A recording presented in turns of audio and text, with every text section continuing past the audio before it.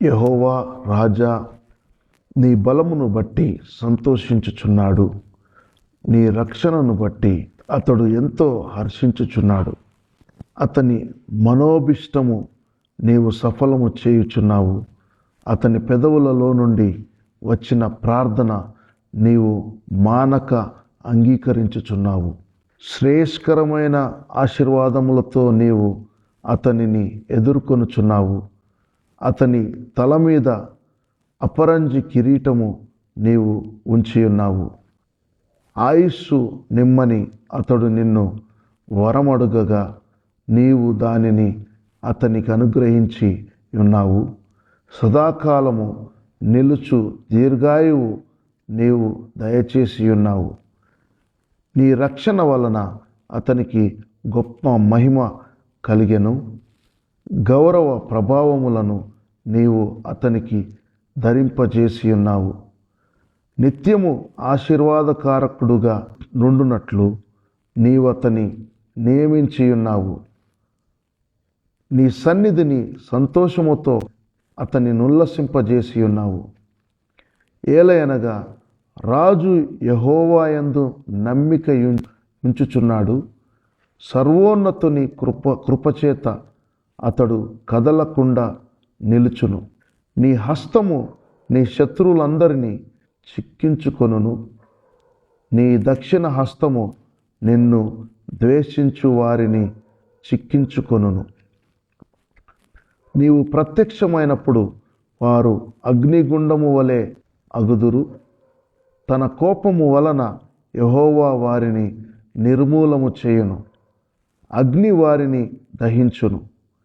భూమి మీద నుండకుండా వారి గర్భఫలమును నీవు నాశనము చేసెదవు. నరులలో నుండకుండా వారి సంతానమును నశింపజేసెదవు. వారు నీకు కీడు చేయవలనని ఉద్దేశించిరి, దురుపాయము పన్నిరి, కాని దానిని కొనసాగింపలేకపోయిరి.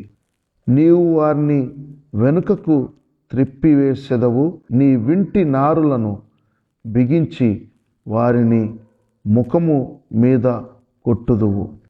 యెహోవా నీ బలమును బట్టి హెచ్చించుకొనుము. మేము గానము చేయుచు నీ పరాక్రమమును కీర్తించెదము. దేవుని బిడ్డలారా, ఇదంతా కూడా దేవుని స్తుతిస్తూ ప్రార్థిస్తూ ఉన్నాడు. తన శత్రువులను గురించి కూడా కీర్తనకారుడు మరి దేవుని సన్నిధిలో నీ ప్రభావము నీ బలమును బట్టి నీ వింటి నారులను మరి ఎక్కిపెట్టి వారి ముఖం మీద కొడతావని చెప్పి వారిని సిగ్గుపరుస్తావని చెప్పి దేవుడు కీర్తనకారుడు మరి పలుకుచున్నాడు.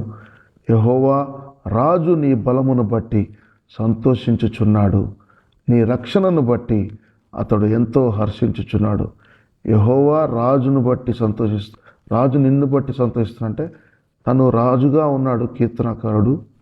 మరి ఆ రాజుగా ఉన్న అతను కూడా మహారాజుగా ఉన్నప్పటికీ యెహోవాను బట్టి మరి తన రక్షణను బట్టి హర్షిస్తున్నానని చెప్పి మరి తను రాజైనప్పటికీ దేవుని యొక్క రక్షణను బట్టి తను హర్షిస్తున్నాడు, సంతోషిస్తున్నానని చెప్పి పలుకుతున్నాడు.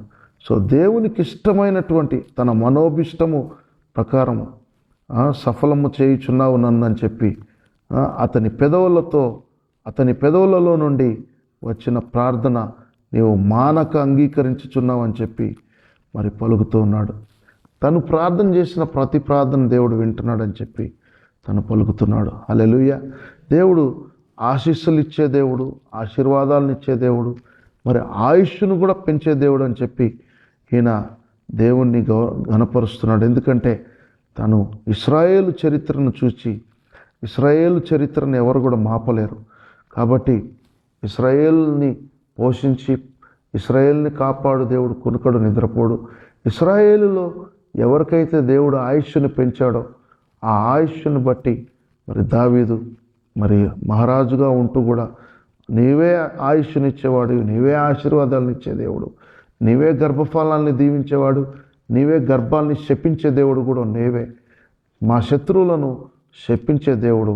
ఎందుకంటే నీ చేత ఎంచుకోబడినటువంటి నీ ప్రజల పక్షముగా నువ్వు పోరాడే దేవుడు అని చెప్పి మరి దావీదు దేవుణ్ణి ఎంతగానో గణపరుస్తూ ఉన్నాడు. మరి దేవుని కృపలు, ఆయన కృపలు ఎల్లప్పుడూ మనతో ఉన్నాయి. మనము ఆయన పక్షంగా ఉన్నాం, ఆయన మన పక్షంగా ఉన్నాడు. ఆయన రక్షణ మన మీద ఎల్లప్పుడూ ఉంటుంది. ఆయన మనల్ని ఎప్పుడు కూడా దీవించే దేవుడు అని చెప్పి ఈ వాక్యము కీర్తనలు 21వ కీర్తన మనం చదువుకున్నాం. 13 వచనాలు మనం చదువుకున్నాం. ఈ 13 వచనాల్లో ఉన్నటువంటి మరి ముఖ్యమైనటువంటి వచనాలను గురించి మనం ధ్యానించాం. దేవుడి పరిశుద్ధ వాక్యం దీవించును గాక. ఆమేన్.